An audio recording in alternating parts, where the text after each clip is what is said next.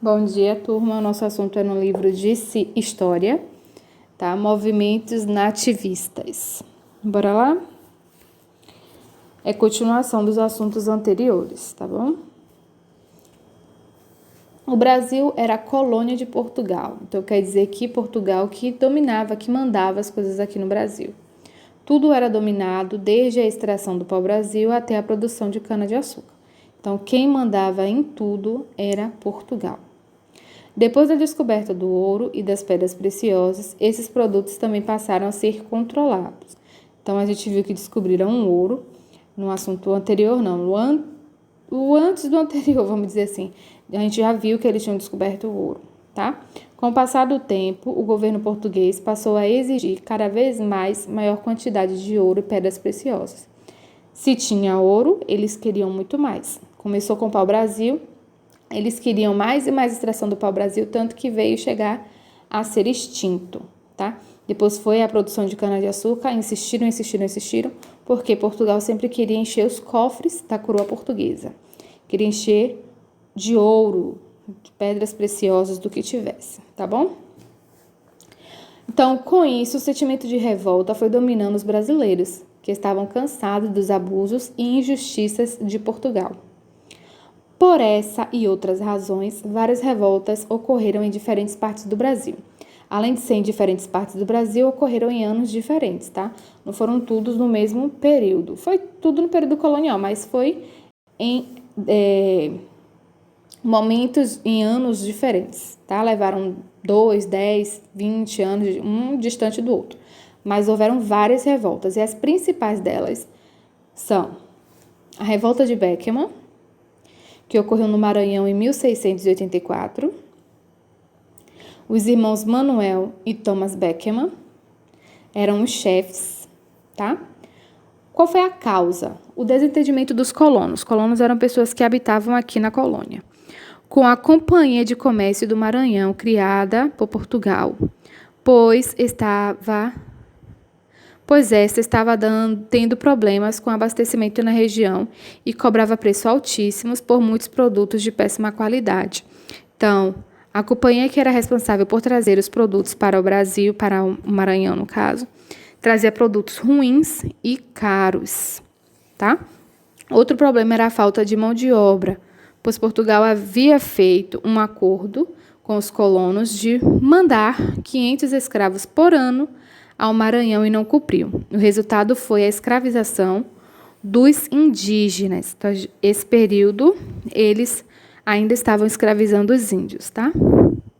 Essa atitude não era permitida pelos jesuítas, que lutavam contra esse tipo de escravidão. A gente viu que os jesuítas eram pessoas religiosas que catequizavam os índios. Então, eles não permitiam a escravização dos índios. A escravidão dos índios eles não permitiam. Então, qual foi a consequência da revolta de Beckman? Os revoltosos invadiram o colégio dos jesuítas, agrediram os padres e quebraram tudo.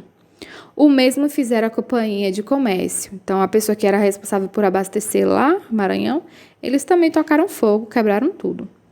Prenderam o governador, que era quem mandava lá no Maranhão, e Manuel Beckman assumiu o governo. Tá? Então, ele que começou tudo, ele voltou e assumiu o governo do Maranhão. O término, como foi que acabou isso tudo? Após um ano, o governo português enviou ao Brasil um novo governador. Este governador enfrentou e derrotou Manuel Beckman, que foi condenado e morto enforcado. Sempre que Portugal, de certa forma, acha que está sendo oprimido, eles matam a pessoa. Sempre que a pessoa tenta uma luta, revoltado, não importa o motivo, Portugal sempre vai acabar matando e enforcando alguém para que os outros fiquem com medo de acontecer o mesmo com eles, tá? Outra guerra é a Guerra dos Emboabas, que ocorreu em Minas Gerais em 1708.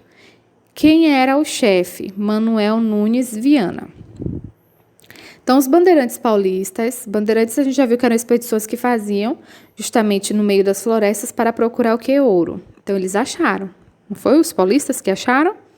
Então, eles acharam que as minas deveriam pertencer apenas a eles, já que foram eles que descobriram ouro.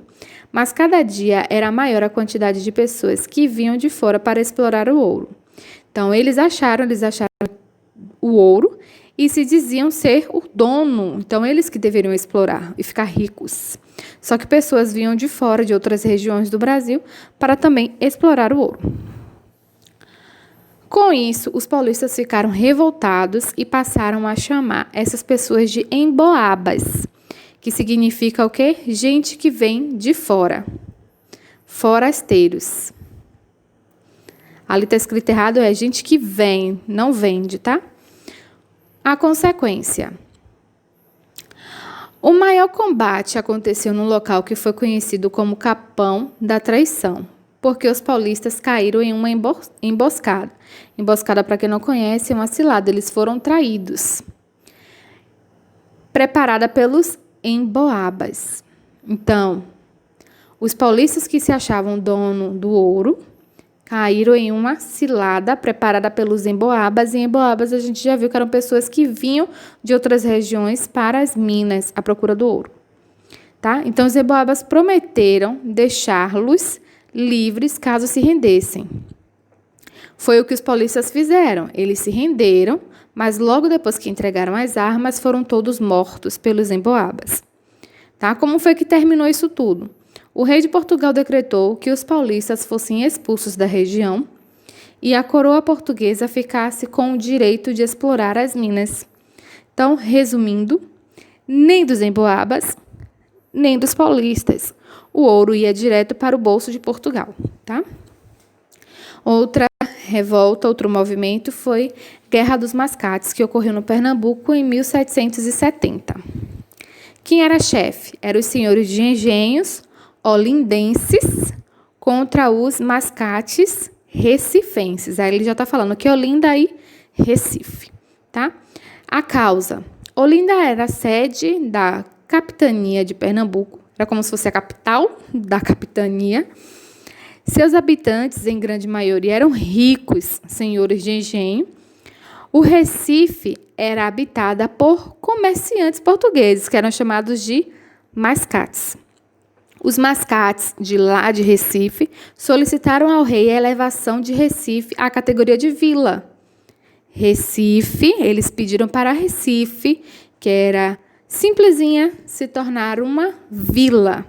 Então, o rei atendeu à solicitação e demarcou os limites entre Olinda e Recife. Qual foi a consequência?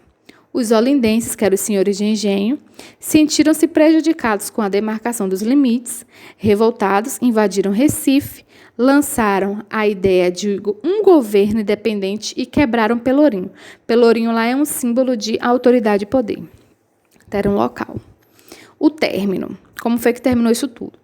Os chefes dos olindenses foram presos e enviados para Lisboa. Lisboa, a capital de Portugal, tá? Então, os chefes foram presos e enviados para Lisboa. E olha o que aconteceu. Seus bens foram confiscados pelo governo. Então, tudo que eles tinham, casas, fazendas, ouro, tudo que foi deles, foi tomado pelo governo, foi confiscado. O governo, que apreendeu, tá? Recife tornou-se a sede da capitania de Pernambuco. Não adiantou nada, porque aí Recife virou a sede da capitania de Pernambuco. Olinda caiu e Recife subiu ainda mais. Outra revolta é a revolta de Filipe dos Santos, em Minas Gerais, em 1720. Quem era o chefe? Filipe dos Santos. Qual foi a causa? O motivo? Portugal queria controlar a extração do ouro, que a gente já viu anteriormente, que eles se acharam no direito de ficar com o ouro do local, que os paulistas tinham achado. Então, Portugal queria controlar a extração do ouro e mandou criar casas de fundição. E todo o ouro encontrado devia ser entregue para ser transformado em barras. Então, você está lá com o seu escravo, procurando o ouro que você achasse, você tinha que levar para a casa de fundição. Você era obrigado a levar para a casa de fundição. E lá nessa casa de fundição, que era uma casa que derretia o ouro, eles transformavam em barras de ouro. tá? Uma parte desse ouro ficava para o governo, no caso para Portugal, como pagamento de imposto. Esse imposto era chamado de quinto. Quinto nada mais era do que 20% de todo o ouro extraído pertencia a Portugal. Então, não importa quanto eu conseguisse tirar. 20% do meu ouro ia para Portugal. E lá mesmo, na casa de fundição, eles já retiravam, já me davam as barras já com desconto dos 20%, tá? Qual foi a consequência? Algum tempo depois, uma multidão de revoltados, dirigiu-se à casa do governador. Os manifestantes, chefiados por Filipe dos Santos, queriam que o governador mandasse diminuir os impostos e fechassem as casas de fundição. Temeroso, o governo prometeu atender às reivindicações. Então, ele ficou com medo com a multidão que foi na casa dele, e aí ele disse que sim, vamos diminuir os impostos, vamos fechar a casa de fundição. E o que foi que aconteceu na verdade? O governo mandou prender os chefes do movimento e suas casas foram queimadas. Filipe dos Santos foi enforcado em praça pública. Como sempre, Portugal mostrando que quem mexer com o bolso deles, eles vão enforcar. Então, as pessoas acabavam ficando até com medo. E antes de começar uma nova revolta, eles pensavam bem antes, tá? Inconfidência Mineira. Essa é a última que a gente vai aprender agora. Foi também em Minas Gerais, mas foi em 1789. Quem era o chefe? Joaquim José da Silva Xavier, que é o famoso Tiradentes. A causa. O governo português ameaçou aplicar a derrama. Então, o que seria a derrama? Cobrança forçada de imposto. A gente viu que lá em Filipe dos Santos tinha um imposto que era chamado de o quinto, que significava que 20% do ouro que eu encontrasse era de Portugal. Então, aqui eles já estavam obrigando, forçando as pessoas a pagarem um outro imposto, que é chamado de derrama. A coroa portuguesa queria proibir outras atividades na região das Minas, para que todos os escravos trabalhassem na exploração do ouro. Fechou as fábricas de tecido para que os brasileiros fossem obrigados a comprá-los de Portugal. A cada ano, 1.500 kg de ouro deveria ser mandado ao rei. Caso essa quantia não fosse atingida, a população deveria completar essa cota. Então, tinha uma quantidade que era para ser enviada para o rei de Portugal. Se a população não conseguisse atingir essa meta, tiravam do próprio bolso para poder pagar um imposto para Portugal, tá? Sendo que isso aí foi bem depois. A gente sabe que a gente já aprendeu, né, sobre fontes renováveis e fontes não renováveis. O ouro, no caso, seria uma fonte não renovável. Então, ele não renova constantemente. Então, foram tirando ouro. Cada vez mais ficou difícil de encontrá-lo. E mesmo assim, Portugal queria X quantidade de ouro. Ter que mandar por ano essa quantidade. Se não mandar, tira do bolso de vocês, do que vocês tiverem, tá? Então, como já foi dito, caso essa quantia não fosse atingida, a população deveria completar essa cota. Então, os soldados faziam o quê? Entravam na casa das pessoas e pegavam objetos de valor. Podia ser quadros, joias, não importa. E aí era chamado de derrama. Derrama era quando os soldados pegavam objetos de valor das pessoas e à força. Era uma cobrança à força de imposto. Portugal ainda proibiu o uso de estradas do interior para o litoral, temendo o contrabando do ouro. Então, Portugal estavam tão avissurados em querer o ouro que tinha medo das pessoas contrabandearem. Como assim contrabandearem? Eu tirei um monte de ouro, mas eu vou esconder de Portugal, que é para não dar a eles. Então, eles achavam que ia acontecer isso, tá? Então, eles começaram a bloquear as estradas. Consequência. O que foi que aconteceu depois? Padres, poetas, escritores, mineradores, militares e outros se uniram para lutar contra a opressão do governo de Portugal. Os participantes eram chamados de inconfidentes. Então, nesse período, as pessoas que foram lutar contra os impostos de Portugal eram chamados de inconfidentes. Eles queriam que a coroa perdoasse as pessoas que tinham dívidas com Portugal.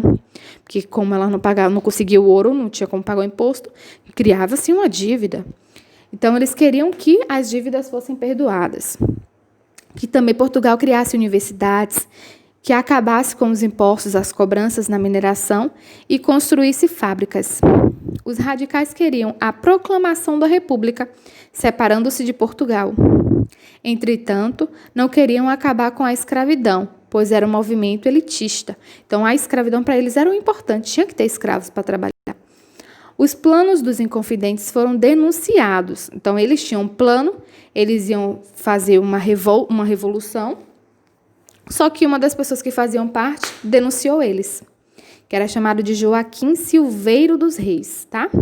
Ele traiu o movimento em troca do perdão das suas dívidas. Então, ele tinha a dívida dele, ele chegou lá e falou para o governador quem era que estava envolvido, e assim Portugal perdoou as dívidas que ele tinha.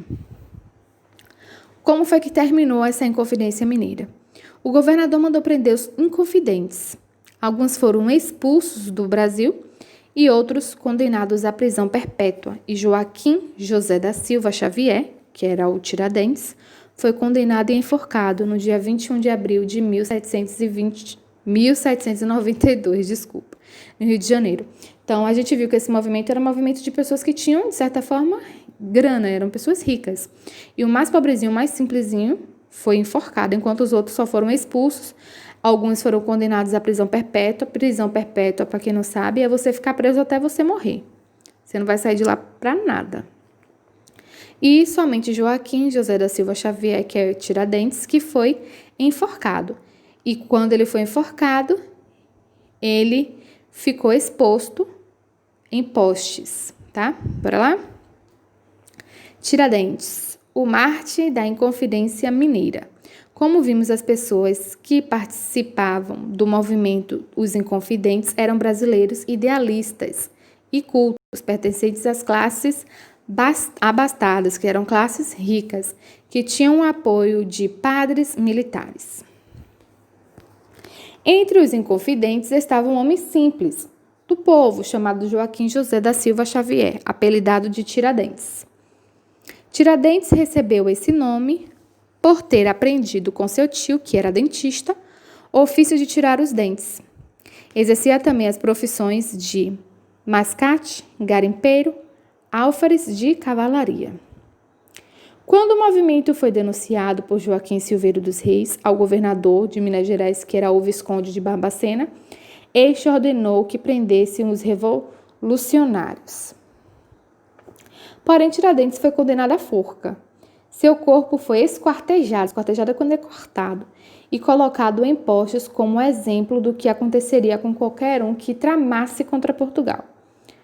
No reino, era comum a sentença de morte para os considerados traidores, sendo práticas usual o enforcamento ou a guilhotina. A guilhotina é quando corta a cabeça.